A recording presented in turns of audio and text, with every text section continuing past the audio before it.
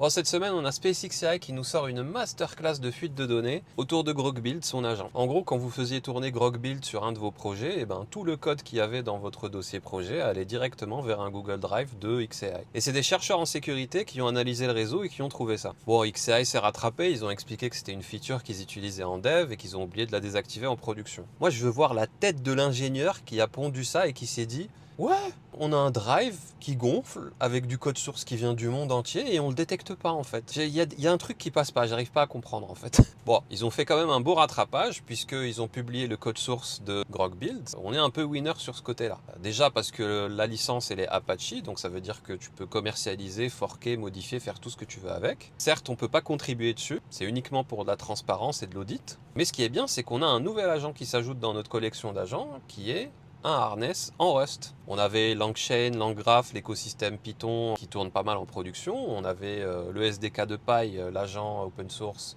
qui lui est en TypeScript. Aujourd'hui, on a un agent en Rust avec une bonne gestion de mémoire, un langage typé, compilé, performant. Et ce qui va être intéressant à surveiller, c'est des mécanismes qu'ils mettent en place pour la protection de la donnée et surtout comment ils vont imbriquer ce système-là avec le rachat récent de Cursor. Donc ouais, une actu intéressante qui avait sa place dans cette chaîne. Big up à ces chercheurs de sécurité qui veillent sur nous et qui auditent régulièrement les solutions dont on n'a pas le code source pour voir s'il y a des comportements suspects. Allez.